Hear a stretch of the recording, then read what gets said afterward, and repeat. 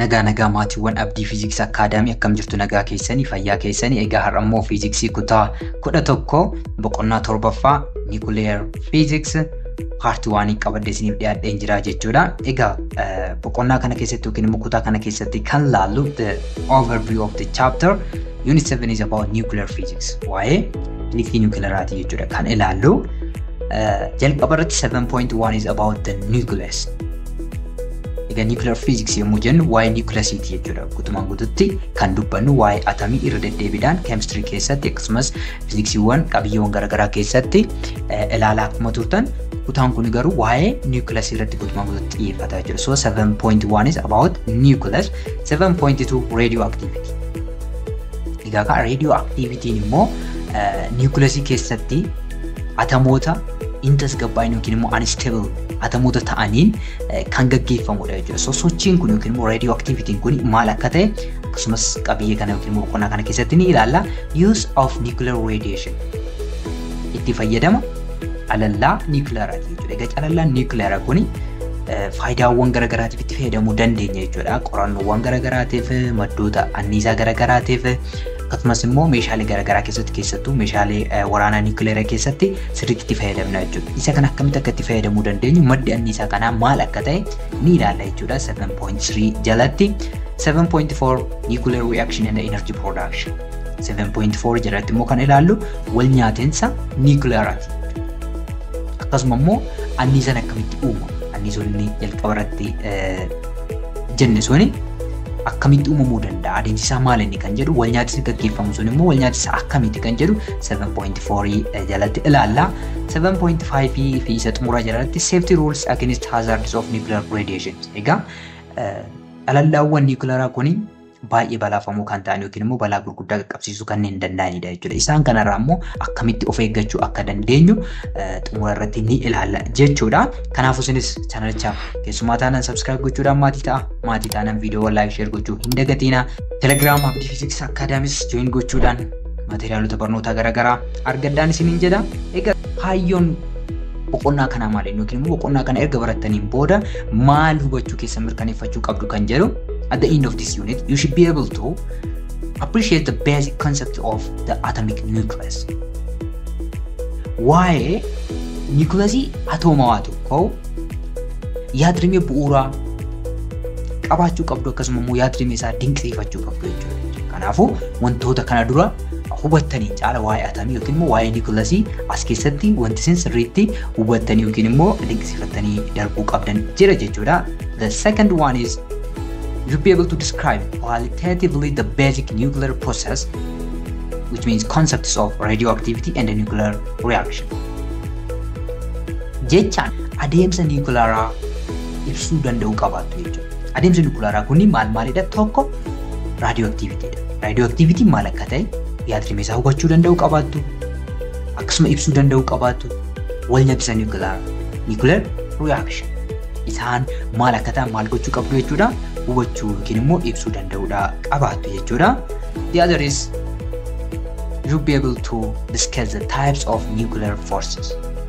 Gosoota humnoota nuclearaa ibsuu danda'uudha qabaattu jechuudha. Egaa humnoonni nuclearaa gosa lamatu jiru. Strong force and weak force yookiin immoo strong nuclear forces and weak nuclear forces kanneen jennudha jechuudha. Isaan kunniin maal akka ta'an sirriitti ibsuu danda'uu qabaattu jechuudha. And you should be able to explain the application of radioactivity and nuclear reaction to society.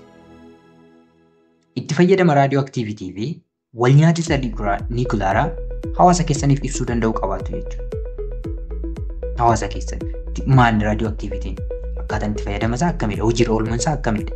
Wal nyaatinsi gaggeeffamu immoo maal inni kan jedhu hawaasaaf yookiin immoo namoota naannoo keessan jiraniif ibsuu danda'uu qabaattu jechuudha. And describe the application of radioactivity and the nuclear reaction to explain the energy source of stars. Hojiirra oolmaa radioactivity kanaa fi wal nyaatinsa nuclearaa kanaa hubachuudhaan urjiiwwan akkamitti maddoota anniisaa ta'uu akka danda'an fakkeenyaaf aduun akkamitti madda anniisaa baay'ee guddaa ta'e kana nuu kennuu akka dandeessu pirinsipilii kana yookiin immoo radioactivity kana hubachuudhaan akkasumas immoo wal nyaatinsa nuclearaa kana hubachuudhaan maal gootu jechuudha ni ibsitu jechuudha. akkamitti aduun yookiin immoo hojiiwwan garaagaraa madda anniisaa guddaa kana kan maddisiisuu danda'an kan jedhu ni ibsitu jechuudha. Xumura boqonnaa kanaa erga geessanitti define terms like nuclear fission, nuclear fusion and isotope. Termoota kanneen akka nuclear fission, dadhabuu niikuleesiitii yookiin immoo adda ba'uu niikuleesiitii jechuudha. Nuclear fusion kun immoo walitti makamuu yookiin immoo walitti baquu niikuleesota garaagaraati jechuudha. And isotopiin maal akka ta'e boqonnaa kana keessatti sirriitti hubattanii darbuudha qabdu jechuudha. And again the basic knowledge of nuclear medicine. Barattoonni fayyaa barachuudhaaf qophiirra jirtan baay'een keessan waa'ee nuclear medicine beekumsa jalqabaa yookiin immoo beekumsa bu'uuraa ni argattu jechuudha.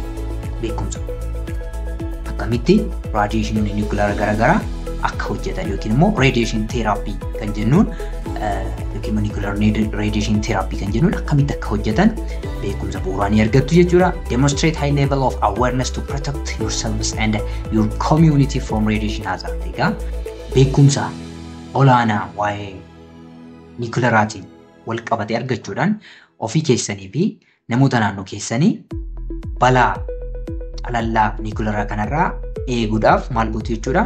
Hubannoo olaanaa argachuudha qabdu jechuudha. So isaan kana mirkaneeffachuu qabdu jechuudha. Xumura boqonnaa kanaa irratti egaa kutaa irraa keessatti kan ilaallu 7.1 the nucleus. Nucleus dhumti maalii kan jedhu ilaalla jechuudha kutaa irraa keessatti. Akkasuma about atom. Kana duras ni beektu waa'ee atomii garuu atomii irraa kaanetti nucleusiin maal akka ta'e ibsaatii deemna jechuudha. Egaa kaayyoon barannoo keenya irraa kun maal inni the objective of the lesson.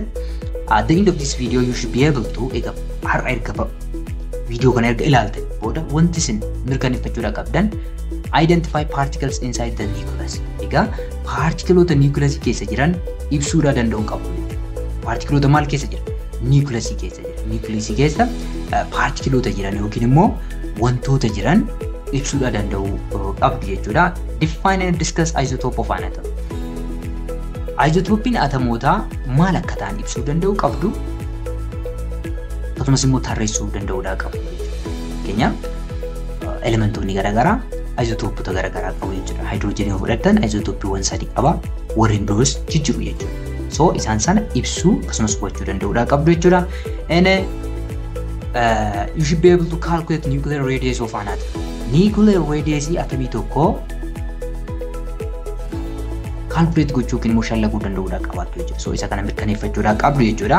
Egaa kallattumaan barnoota keenyatti seenaa. Egaa boqonnaa haaraadha waan ta'eef siinsaan jalqabna jechuudha. Introduction. First of all, what is nuclear physics? Nuclear physics yommuu jennu maal jechuu keenya? Nuclear physics is a study of atomic nuclei.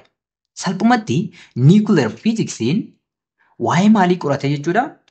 Waa'ee nucleusota atomootaa kan qo'atudha jechuudha. Nucleusota maali? Atomootaa. Atomoonni nucleusota qabu beekamaadha. So nucleusota atomootaa kana dameen fiiziksii qo'atu maal jedhama? Nuclear physics jennaan jechuudha. Their components. Komponentoota maali? Komponentoota yookiin immoo konstituentii maaliiti? Nucleusota. Nucleusonni maaliif maalirraa ijaaraman jechuudha akkuma beektan protoonotaa fi niwutiroonotaa irraa kan ijaaramanidha jechuudha. Protoonotaa fi niwutiroonotaa irraa. Waa'ee isaanis ni qo'ata jechuudha nuclear physics. And the interactions that bind them. Akkasuma humna yookiin immoo taatee isaan walitti qabe jechuudha. Maaliif maal? Prootoonii fi niwutiroonii. Egaa waa'ee atomii keessatti ni ilaalla. Nucleusiin prootoonii fi niwutiroonii qofa qaba jechuudha. Niwutirooniin chaarjii dhabeessa akka ta'e beekamaadha. Prootooniin immoo chaarjii pooziitiivii qaba. Chaarjiin pooziitiivii lama immoo wal dhiiba. Kanaafuu nucleusiin chaarjii pooziitiivii qaba jechuudha akka walii galaatti. Chaarjiin pooziitiivaa kun wal dhiibuudhaan akkamitti nucleusiin hin caccabu yookiin immoo akkamitti survive gochuu danda'e kan jedhu kana ni ilaalla jechuudha sababa isaa jechuudha. So isa kana kan qo'atu eenyudha jechuudha? Nuclear physicsiidha jechuudha. These interactions include radioactive decay. Egaa interaactionoonni kunniin immoo taateewwan wal nyaatinsi nucleusota keessatti gaggeeffaman tokko burkutaa'uu radioactivity jechuudha. Nuclear fission adda ba'uu yookiin immoo caccabuu maalitii? Nucleusotaati jechuudha. Nuclear fission means splitting of nuclei. And fusion walitti hidhamu yookiin immoo walitti makamuu nucleusotaati jechuudha. Fusion is the merging of nuclei. Niikuleesota maal walitti gochuu? Walitti dabaluu yookiin immoo walitti baqsuu jechuudha. Waa'ee kanaa kan qo'atu eenyudha ree? Nuclear physicsdha jechuudha. So boqonnaa kana keessatti waa'ee kanaa bal'inaan ilaalaa deemna jechuudha. The strong nuclear force acting over very short distances, approximately about 10 to the power of negative 15 meter, holds the nucleus together. Egaa niikuleesii kan walitti qabu yookiin immoo chaarjiin pirootoonota poozitiiviin kuni wal qabatanii akka hin banne wal dhiibuudhaan akka hin caccabne kan taasisu eenyudha jechuudha ree? Strong forceidha jechuudha.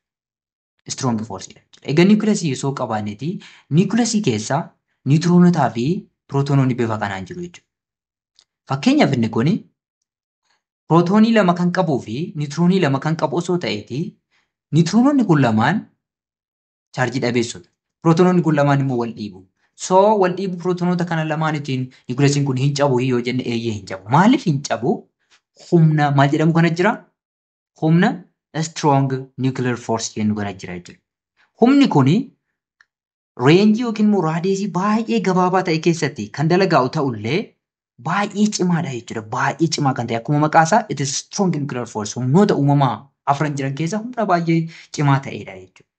Humni kuni niikuleesiin akka hin cabne yookiin immoo pirootoononni lama sababa wal dhiibuu pirootoonotaatiin akka niikuleesiin maal hin taane niikuleesiin akka hin cabne yookiin immoo adda adda hin caccabneef gargaara jechuudha. Kanaaf kan isaan walitti qabee jiru eenyu jennee the strong nuclear force jennee jechuudha. All right. This force provides the binding energy responsible for the radiation released during the nuclear reaction and decay.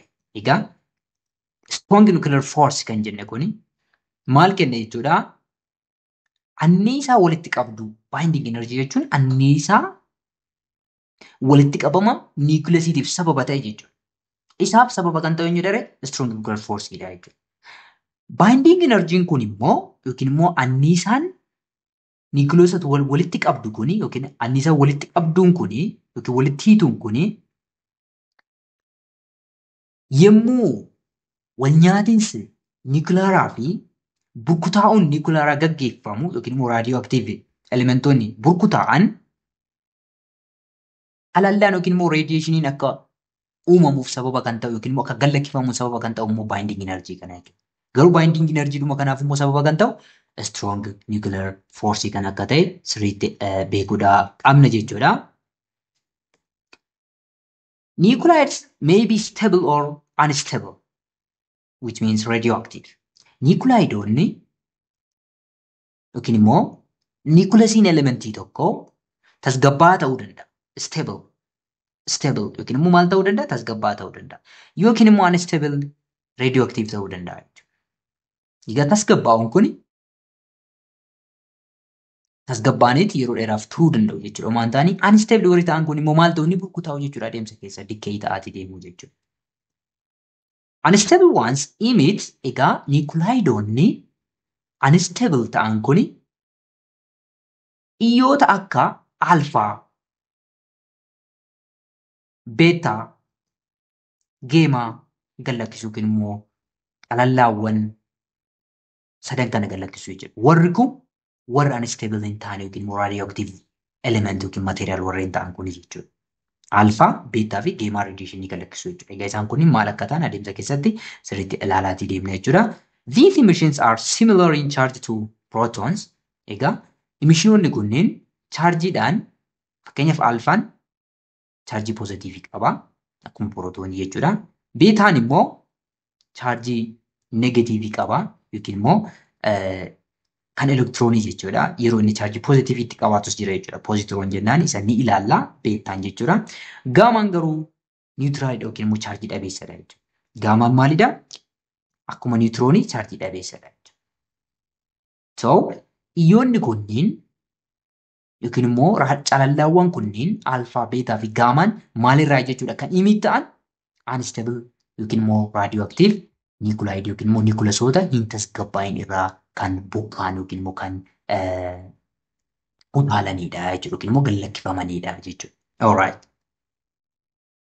Nuclear physics research explores the structure of matter and supports technologies like research reactors and power reactors, both using fission. Egaa qorannoowwan fiiziksii nikulaaraa waa'ee aataa yookiin immoo boca maatarii maal godhu sirriitti ibsu yookiin immoo sirriitti qoratu jechuudha. Sirriitti maal godhu ni ibsu akkasumas sirriitti maal godhu ni qoratu jechuudha. Waa'ee maaliin jedhe waa'ee structure yookiin immoo caasaa maatarii. Structure yookiin immoo caasaa maatarii maal godhu ni qoratu jechuudha. Supports technologies like research reactors. Teknooloojiiwwan kanneen akka maaltu qorannoon fiiziksii nikulaaraa jechuudha. Giddugala nikulaaraa yookiin immoo giddugala qorannoo nikulaaraa garaagaraa research reactors kan jennu yookiin immoo meeshaa humna nikulaaraa oomishu kun kan qorannooti jechuudha. Reactor jechuun meeshaa humna nikulaaraa sana oomishuudha jechuudha. Akkasuma to'atuudha jechuudha. Power reactors giddugala nikulaaraa maaliiti jechuudha? Anniisaati. Anniisaa elektiriikii akkasumas immoo meeshaalee garaagaraatiif kan fayyaduuf teknooloojii kanarratti deeggarsa olaanaa kan taasisu maalidha jechuudha? Nuclear physics research jedha yookiin immoo researchii nuclear physics keessatti gaggeeffamudha jechuudha. Fusion is still under development in labs. Egaa fusion kan jenne yookiin immoo niukileesota lama walitti baqsuun yookiin immoo walitti makuun kun ammallee maalidha jechuudha? Guddinarra kan jirudha yookiin immoo qorannoorra kan jirudha jechuudha. Laabiiwwan garaagaraa keessatti kan baay'inaan amma itti fayyadamaa jirru maalidha jechuudha? Fusion kan jenne sanadha jechuudha. Common fuels. Egaa common fuels kan jennuun yookiin immoo nuclear reaction keessatti yookiin immoo radioactive keessatti kan itti fayyadamnu maalidha jechuudha? Radioactive element common fuels yookiin fuels kan jennuun kun radioactive materiaalota jechuudha. Like they are unstable elements like uranium, kan akka uraniumii, thorium, inni biraa maalidha? Thoriumidha jechuudha. Thorium and also potassium, potassium illee akkasumadha jechuudha. Potassium illee akkasumadha jechuudha. So isaan kanadha kan fayyadamnu jechuudha laabiiwwan qorannoo fi paaworii garaagaraa keessatti jechuudha. Nuclear radiation is highly ionizing and can be dangerous. Egaa alallaan nikulaaraa yookiin immoo xiyyoonni nikulaaraa kunneen highly ionizing jechuun maalidha? Dandeettiin isaan elementii ionessuu isaanii baay'ee guddaadha jechuudha. Elementii tokko ionessuun isaanii dandeettii guddaadha. Kana jechuun maal jechuudha? Calallaan sun salphumatti elektiroonota atamii wayirraa buqqisuu danda'a jechuudha. Kanaafuu atamiin tokko stabilii tureet yoo elektirooniin irraa buqqa'e maal ta'a? Ayonii ta'a yookiin immoo chaarjii qabeessa ta'a jechuudha. Ionized jechuun yookiin immoo ion jechuun maal jechuudha? Wanti suni yookiin chaarjii poozitiif yookiin chaarjii negatiiva qabaata jechuudha. Yeroo kana wantoonni yookiin immoo calallaan kunneen they can be dangerous. Balaafamoodha jechuudha. Of eeggannoo gochuudhaa qabna jechuudha. Kallattiidhaan qaama keenyarra yookiin immoo wantoota yoo qubatan balaa gurguddaa qaqqabsiisuu danda'u jechuudha. Kanaafuu nuclear radiation is highly ionizing and it can be dangerous.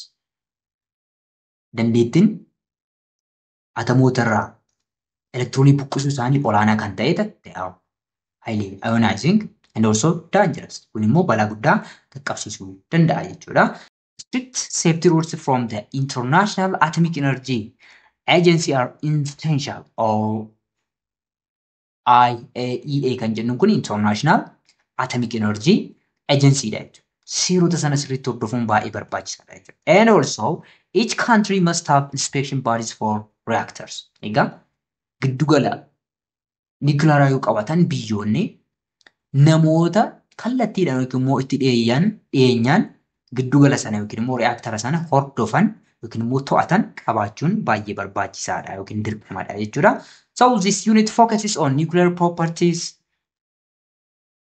energy measurements, applications and safety precautions. Egaa unitiin kun yookiin boqonnaa kana kallattumaan kan xiyyeeffatu maalidha jechuudha? Amaloota nikulasiitii jechuudha yookiin amaloota nikularaati jechuudha. Akkamitti immoo anniisaawwan safaruu dandeenya yookiin immoo anniisaa gosa kam kamii yookiin immoo anniisaa maal jedhamantu jira kan jedhus boqonnaa kana keessattidha jechuudha. Bal'inaan kan ilaallu hojiirra oolmaa isaa akkamitti hojiirra oola eessatti itti fayyadamnu of eeggannoo akkamitti taasifna safety precautions kan jedhu kana hunda isaanii ilaallaa jechuudha. Kallattumaan qabiyyee har'aatti yommuu seennu we are going to see nucleus. Nucleusidha jechuudha kallattumaan kan ilaallu jechuudha. So what is nucleus? Egaa nucleusiin qaama atamiitii atamii keessaa immoo gara gidduutti kan argamudha jechuudha. So nucleus ibsu keenyaan dura dursinee mee atomoota ibsinu. What are atoms? Atoms are the basic building block of matter. Egaa akkuma beekamu atomoonni qaama ijaarsaa maatarii isa bu'uuradha isa ijoodha jechuudha. Wanti hundi atomoota irraa kan ijaaramedha jennee ilaalla jechuudha. Atamiin immoo subatomic particleota akka qabu ilaalla jechuudha. Isa keessa nucleusiin seenterii irratti argama jennee irra deddeebiidhaan ilaalaa turre jechuudha. Atoms consist of a positively charged nucleus that is surrounded by one or more negatively charged electrons. Atomoonni kunneen keessa isaaniitti nucleusii chargii positive qabu. Nucleusii kan jennu kunoo paartii isa kanadha jechuudha. Paartii yellow fi bluudhaan barraa'edha kana jechuudha. Naannoon kun guutummaan immoo naannoon asirratti argitan guutummaan kun immoo electron cloudidha jechuudha. Electron immoo chargii negative qabu jechuudha. Kanaafuu nucleusiin gidduu irratti argama sababa protoonitiin chargii positive qaba jechuudha. Protonota kanoo bifa bluutiin kan fudhanne kanadha. Nucleusota immoo warra yellow ta'an kana fudhanne jechuudha. Electron immoo diimadhaan naannoo sanarra naanna'aa jiru jechuudha. Wanti kun atamii tokko osoo ta'e. Nucleusiin of keessaa maal qaba? Akkuma nama dubbachaa ture. The nucleus contains one or more relatively heavy particles known as protons, which are positively charged, and neutrons, which are electrically neutral. Lamaan isaanii immoo iddoo tokkotti prootonoonnii fi niwutiroonoonni maal jedhamu jechuudha? Niwukiloonsii. Kanaafuu nucleusiin maalirraa ijaarame? Niwukiloonota irraa. Niwukiloonota kan jennu kun prootoonii fi niwutiroonidha jechuudha. Prootooniin heavy particle. Particle baay'ee jabaa ta'e kan chaarjii positive qabudha. Heavy particle biraa niwutiroonii irraa ijaarame, nucleusiin irraa ijaarame niwutiroonidha jechuudha. Niwutirooniin immoo chaarjii dhabeessadha jechuudha. Kun akkuma asirratti ilaaltan prootonoonni chaarjii positive qabu, niwutiroononni immoo chaarjii dhabeeyyiidha jechuudha. Isaan kana lamaan irraa uumamu jechuudha. Iddoo tokkotti prootoonii fi niwutiroonota maal jennaani? Niwukiloonsii jennaani. Isaan irraa kan ijaaramedha jechuudha. Paartikuloonni kun lamaanuu maalidha? Heavy yookiin immoo baay'ee yabboo yookiin immoo ciccimoo kanneen ta'an yookiin ulfaatoo kanneen ta'anidha jechuudha. Alright. This is the mass and the charge of subatomic particles table. Egaa yeroo garagaraatti ilaaltaniitu jechuudha. Isa kana chemistry keessatti, physics keessattis jechuudha. Chargii fi hanga subatomic particles jechuudha. Fakkeenyaaf elektiroonii fudhannee chargiin elektirooniin tokko qabdu negatiiva tokko tuqaa jaha duwwaa lama baay'isuu kudhan paaworii negatiiva 19 yookiin immoo fundamental charge kan jennu kanadha. Negative. Maasin elektiroonii kilogiraamaan it is about 9.1094 times 10 to the negative 31 kilogram.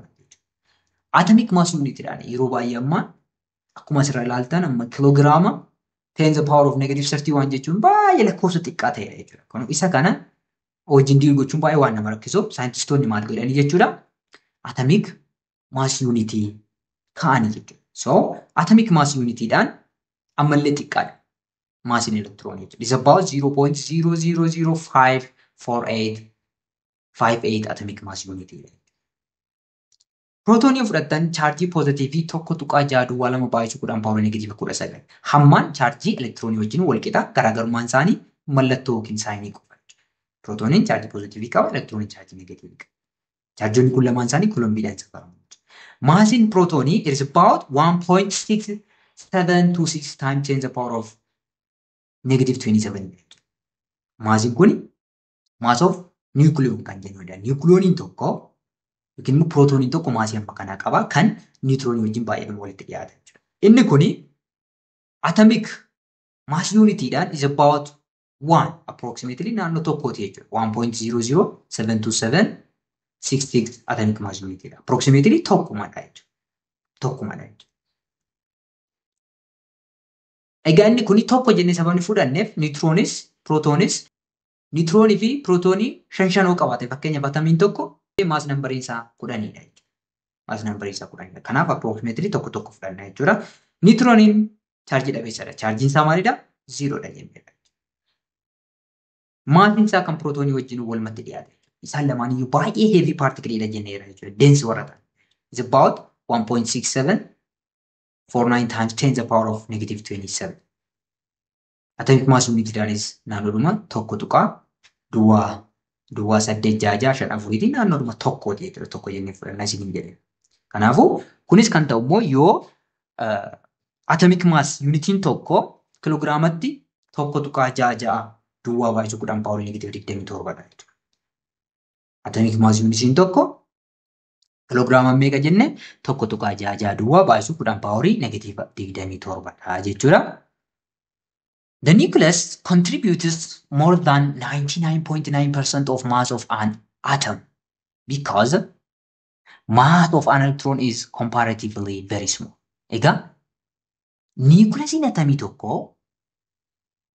hanga atamii guutummaa isaa parsantii meeqa naannoo parsantii 99.9 ol parsantii 99.9 jechaan jiru more than parsantii 99.9 ol kan qabatudha. Sababni isaas maasiin elektiroonii baay'ee xiqqoo waan taateef jechuudha. Elektirooniin akka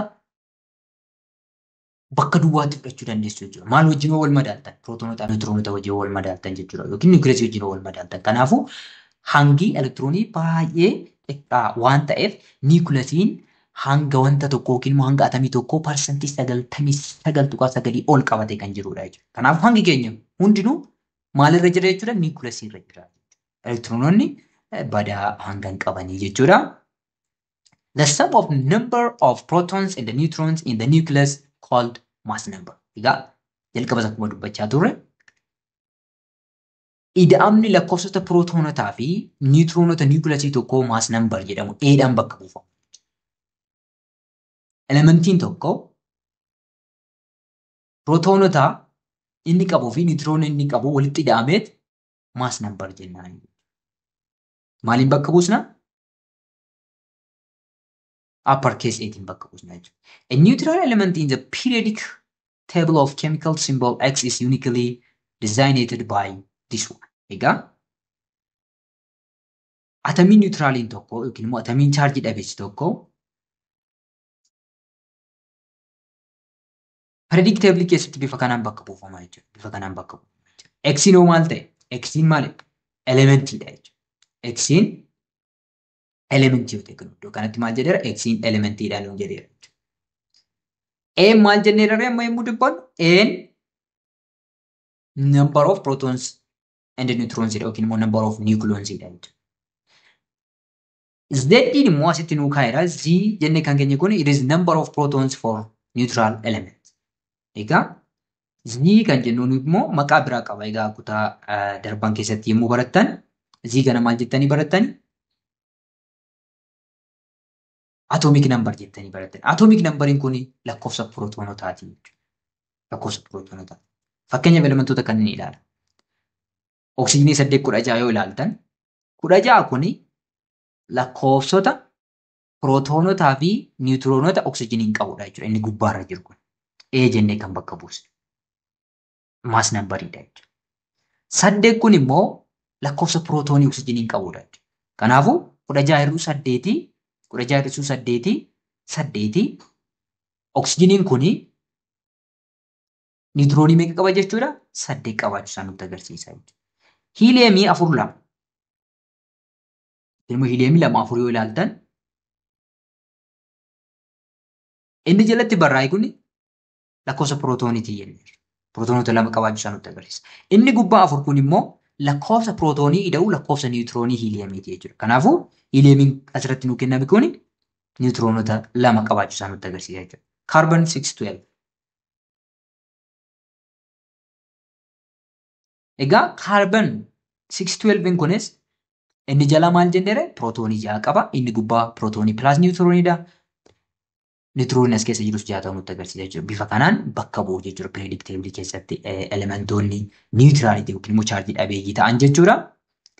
Although the nucleus contains much of the mass of the atom, it is very dense. Occupies only 0.01% volume of atom. Nucleusiin hanga baay'ee guddaa ta'e yoo qabaate illee baay'ee rukkataa waan ta'eef it is very dense. Baay'ee dense kan ta'edha jechuudha. The density of the nucleus is about 2.3 times 10 to the power of positive 17 kilogram per meter cube jechuudha. Lakkoofsi kun lakkoofsa baay'ee guddaa ta'edha jechuudha. Kanaafuu iddoon atamii keessaa immoo qabeen inni qabatu baay'ee xiqqaadha faallaa hanga isaatiin jechuudha. Duwwaa tokko parsantiidha gadi baay'ee xiqqaa kan ta'e jechuudha. Lakkoofsaan gara booda irratti ni ilaalla jechuudha. The nuclear radius is estimated by R equals R naught times A to the power of 1/3, which equals 1.22 times 10 to the power of -15 meter times A to the power of 1/3. Egaa nuclear radius in atamii tokko formula kanaan argama. R equals R naught times A to the power of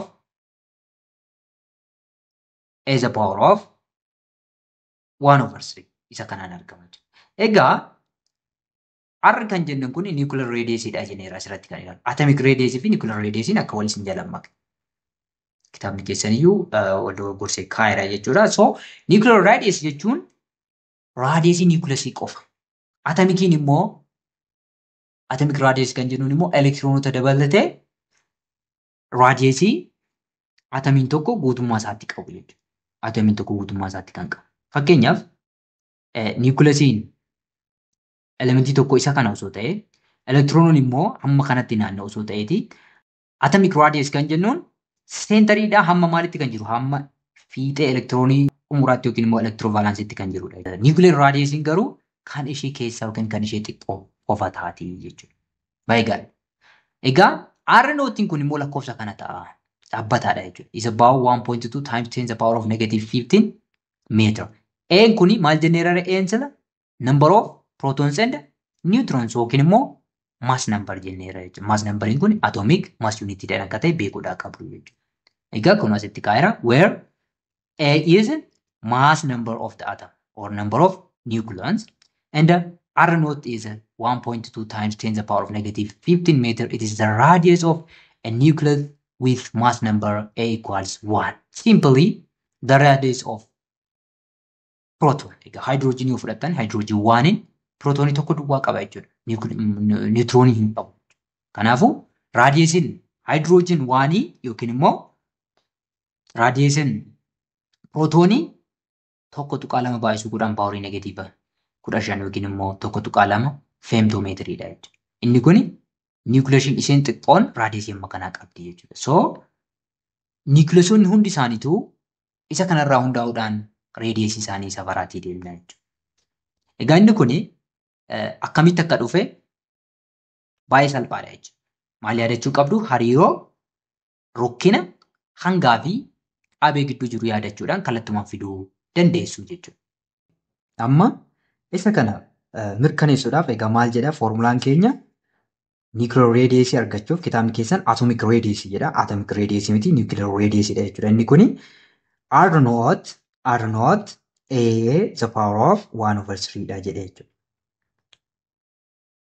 A the power of 1/3 dha jedhe jechuudha. Egaa kuni kan dhufu waa'ee hariiroo density maasii fi volume nucleus yaadanna jechuudha. So formulaan density maal jedha? Density equals mass divided by volume dha jechuudha.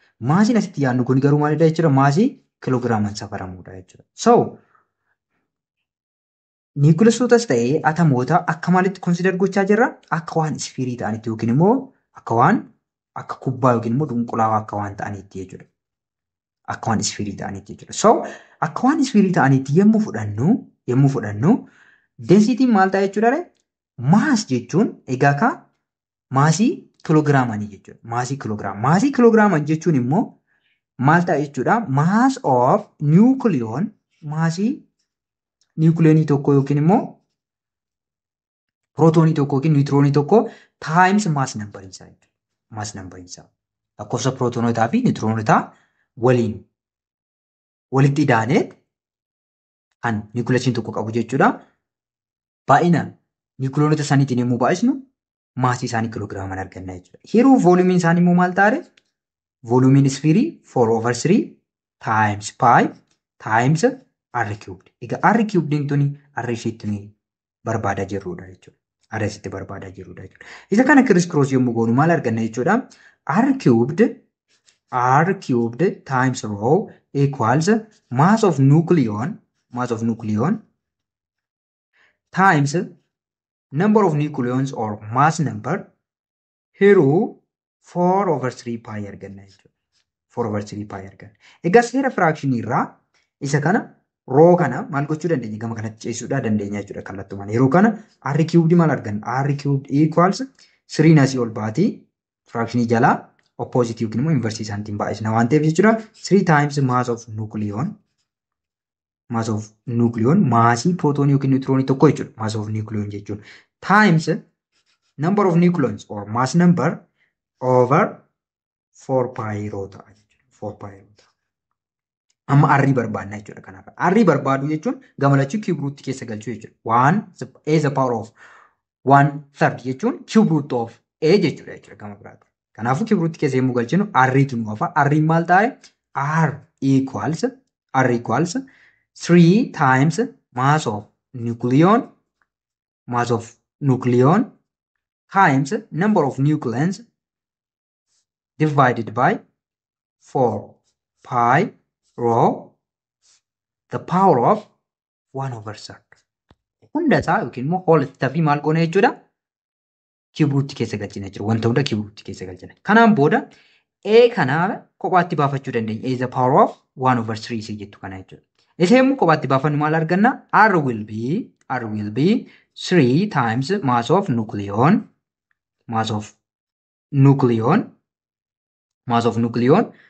times or divided by 4 pi rho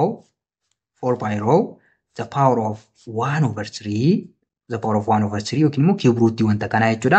Times a the power of 1/3 adda addatti barreessuu dandeenya. Kana kophaatti qabna waan ta'eef jechuudha. Formulaan keenya maal jedha achirra? R equals nu jedha. Formulaan keenya maal jedha? R equals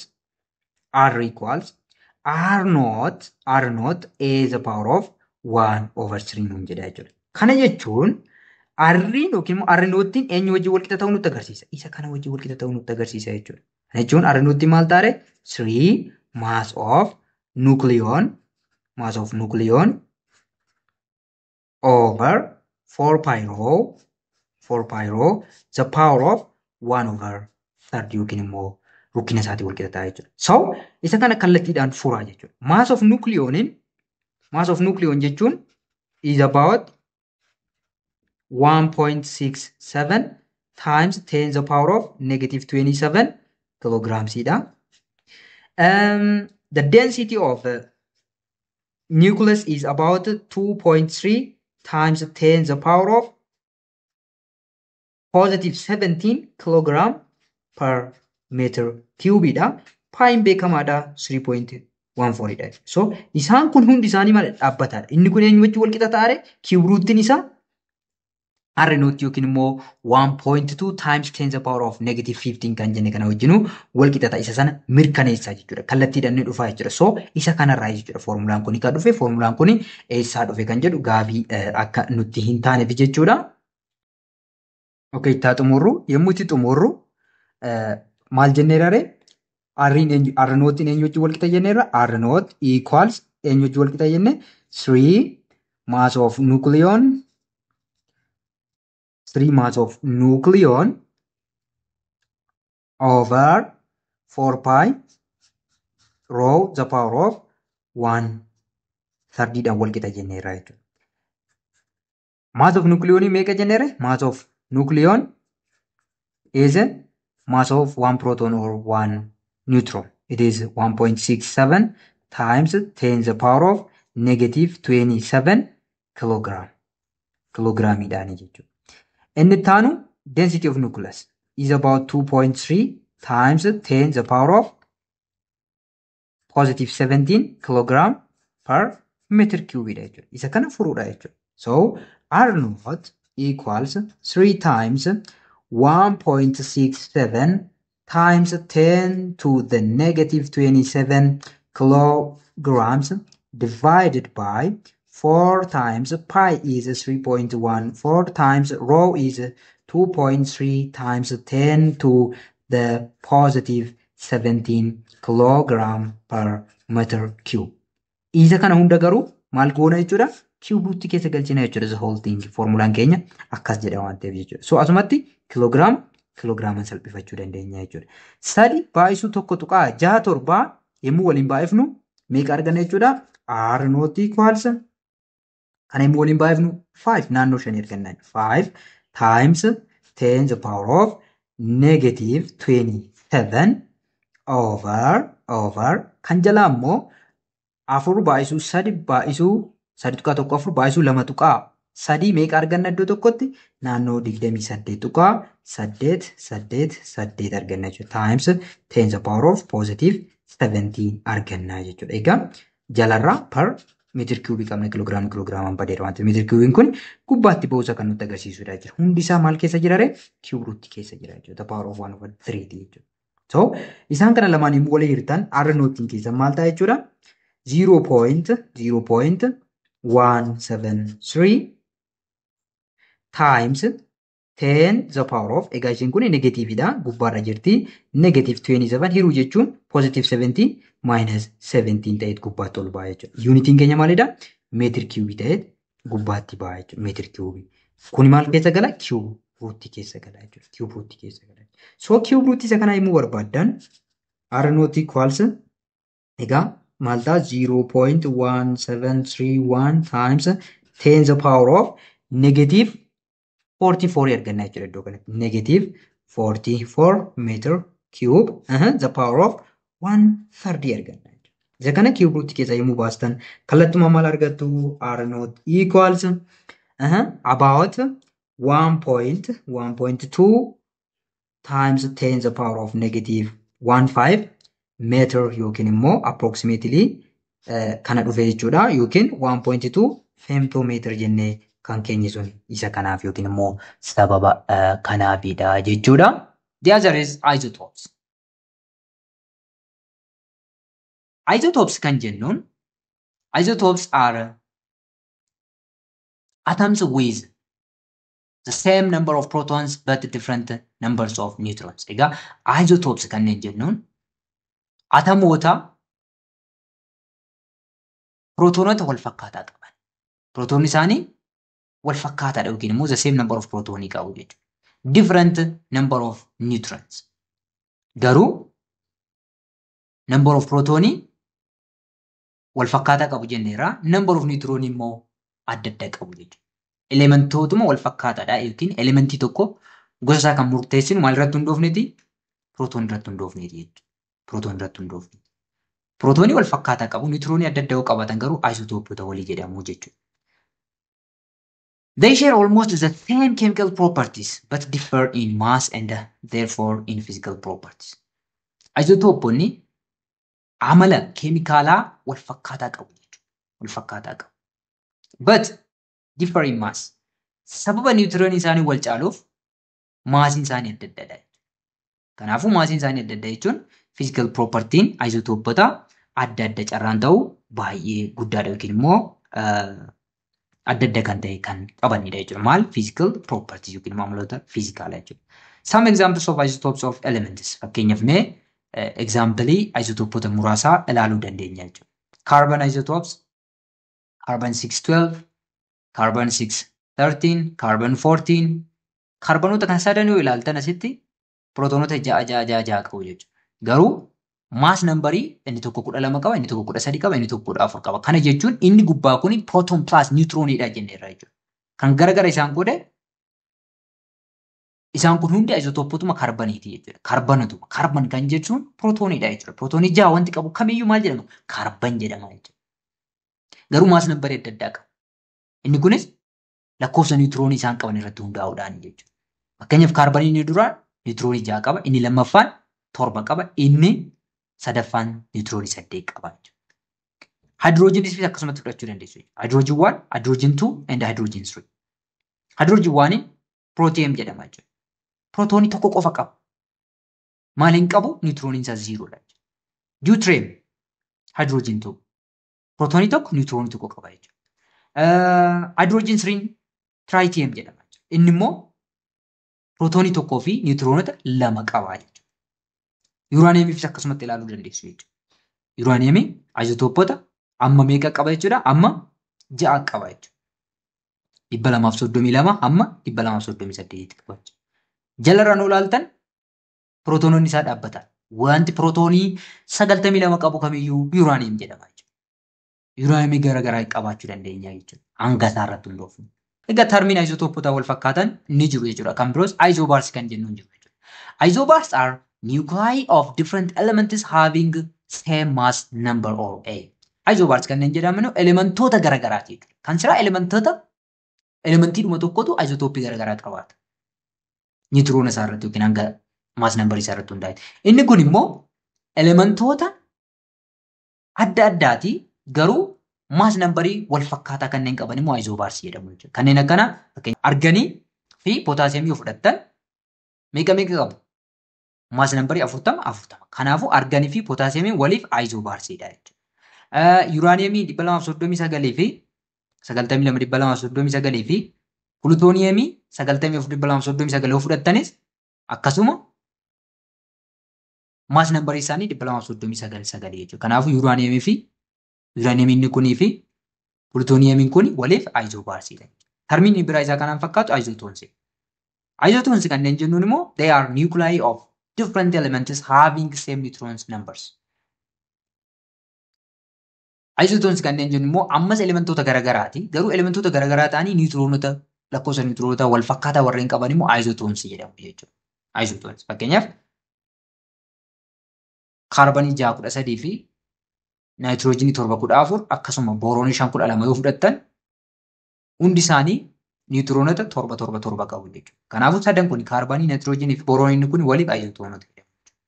Silikanii 1636 fi kiloorinii 27 yoo fudhattan lamaan isaanii niutroonota 10 qabaachuu nutti agarsiisa jechuudha. Kanaafuu elementoonni kun lamaan salfariin kunii fi kilooriiniin kun waliif isotoonota ta'uu nutti agarsiisa jechuudha. Isomers kan jedhamus jiru jechuudha. Isomers kan jennuun immoo the same nucleus having different excited states.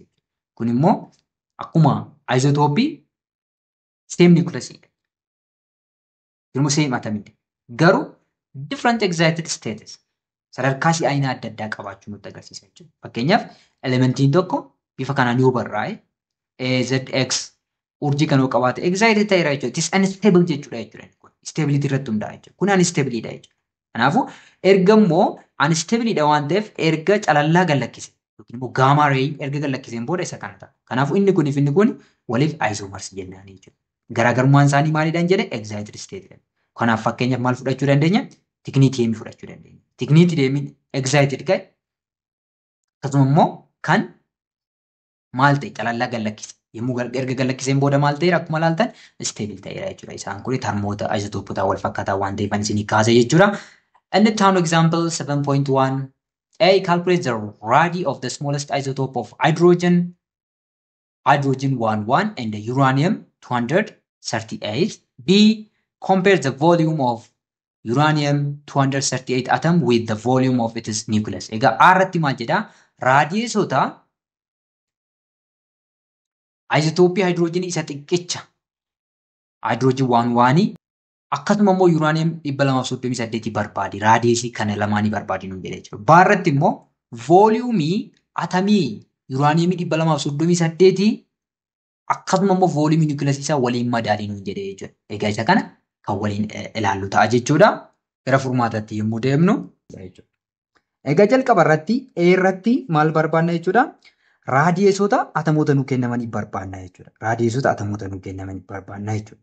So raadiyeesota atomoota nu kennamanii barbaaduudhaaf nuclear radius is equal R naught a the power of 1/3 jechuudha. Isa kana fayyadamnee kallattumaan barbaanna jechuudha. Jalqaba irratti kan nu kenname maalidha? Hydrogenidha jechuudha. Jalqaba irratti eentu nu kenname? Hydrogen 1 itti nu kenname jechuudha. Hydrogen 1 itti nu kenname jechuudha. Kanaafuu mass numbering keenya meeqadha? A equals 1 dha jechuudha. Mass numbering keenya kan eenyu kan hydrogen jechuudha. Kanaafuu nuclear radius of hydrogen 1 equals formulaan keenya maal jedha? R naught A the power of 1 over 3 jedha jechuudha. Isa kana bakka buufanna jechuudha. R naughtiin keenya meeqa jenne? 1.2 femtometri dha. 1.2 femtometer or 1.2 times jennee kaa'uu dandeenya jechuudha. Times 1 the power of 1 over 3. Kuni maal ta'a jechuudha? Radius of hydrogen 1 will be 1.2 femtometer ta'a jechuudha. Yookiin immoo meetiraan kaa'aa jedhamni 1.2 times 10 the power of negative 15 meetirii ta'uun kan nutti agarsiisudha jechuudha. Achumatti immoo maalidha barbaada kan nuun jedhe? Kan yuuraaniyeemiiti. Lammaffaa irratti kan yuuraaniyeemii barbaada nuun jedhe jechuudha. Kan yuuraaniyeemii yommuu barbaadnu mass number isaa meeqatu nuu kenname? The mass number of uranium is 238. Isa kanatti nuu kenname jechuudha. So nuclear radius of uranium will be R of U92238 equals R naught times A the power of 1 over 3 dha jechuudha. Isuma fayyadamna jechuudha. R naughttiin 1.2 times FM fayyadamnu femtometri times A jechuun 238 the power of 1 over 3 dha jechuudha. Kanaafuu raadiyeesiin yuuraaniyeemii meeqa ta'a jechuudha? Egaa cube roottiin 238 6.197 ta'a jechuudha. So 1.2 FM times femtometers times 6.197 ta'a jechuudha. Kanarraa kan nutti agarsiisu raadiyeesiin niwukileesii yuuraaniyeemii 238 7.43 ta'a. 7.43 FM yookiin immoo femtometers ta'uu kan nutti agarsiisudha jechuudha. Haala kanaan kan hojjennu ta'a jechuudha. B'n maal nuun jedha? Compare volume of uranium 238 atom and its nucleus nuun jedha jechuudha. Nucleusii fi maal isaa waliin madaalii nuun jedha? Volume atomii waliin madaalii nuun jedha jechuudha. Mee jalqaba irratti maal barbaannu? B jalqaba irratti maal barbaannu? Volume of nucleus haa barbaannu. Volume of uranium nucleus. Uranium 238 nucleus. Nucleus isaa haa ilaallu jalqaba irratti. So egaa kaa atomootaa fi nucleusota akka isfiriitti fudhanna waan ta'eef volumiin maal ta'a jechuudha? Volumiin nucleusii volume of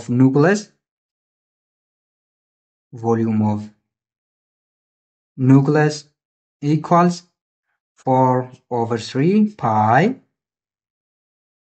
times the cube of nuclear radius isaa ta'a jechuudha. Nuclear radius isaa ta'a. Egaa volumiin kun maal ta'a? 4/3 pi jechuun maalidha? 3.14 times nuclear radius of uranium meeqa arganne sila shallagneet? 7.4366 femtometri yookiin immoo times 10 the power of unity wal taphatee jiru negative 15 meetirii arganne. Isa kana maal goona jechuudha? Cube goona jechuudha. Isa kana cube goona jechuudha. Volumiin nucleusii uraniumii maal ta'a jechuudha? Yeroo kana lakkoofsota kana yommuu waliin baay'istan warra ala jiru kana yommuu waliin baay'istan 4.1888 arganna jechuudha. Isa keessaa kana immoo cube yommuu goonu 411.266 times 10 the power of negative 45 meter cube arganna jechuudha. Jara kana lamaan yommuu walii baay'isnu voluumiin niikulasii yuuraaniyeemii 238 maal ta'a jechuudha? Tokko 722 times 10 the power of negative 45 meter cube ta'a. Isa kana salphisnee yommuu keenyu voluumiin niikulasii yuuraaniyeemii 1.722 times 10 the power of negative 42 meter cube ta'uu kan nutti agarsiisudha jechuudha. Maal arganne? Voluumii niikulasii yuuraaniyeemii argannee jirra jechuudha. Itti aansuudhaan kan barbaadu qabnu volume of uranium 238 atom kan atamii barbaannaa jechuudha. Voluumiin atamii maal ta'a? Volume of uranium atom equals 4/3 pi r cube. R'n kuni atomic radius dha jechuudha iddoo kanatti. Atomic radius dha. Atomic radius kunii fi nuclear radius kuni garaagarummaa guddaa qabu jechuudha. So atomic radius uraniumii meeqa ta'a jechuudha? Is about 1.56 times 10 the power of negative 10 meetiridha jechuudha. Baay'ee guddaadha jechuudha. So isa kana fayyadamnee voluumii atamii barbaanna jechuudha. 4/3 pi jechuun 3.14 times egaa isa kana barreessina jechuudha. 1.56 times 10 the power of negative 10 meter cube goona jechuudha. Egaa inni alaa yommuu waliin baay'atu ammas akkuma silaa 4.1888 dhufa jechuudha. Times isa keessaa kana cube yommuu goonu maal arganna? 3.7964 times 10 the power of negative 30 meter cube arganna jechuudha. Kana lamaan yommuu waliin baay'isnu voluumiin keenya maal ta'a jechuudha? Voluumiin keenya 15.9 times 10 the power of negative 30 meter cube ta'a jechuudha. Meter cube ta'a jechuudha. Egaa isa kana scientific notation sirriitiin barreessuu dandeenya. Voluumiin atamii uraniumii meeqa ta'a? 1.59 times 10 the power of negative 29 meter cube dha jechuudha. Kuni voluumii atamii maaliiti jechuudha?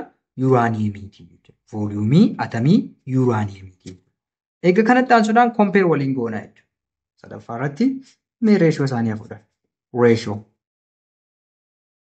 Ratio of volume of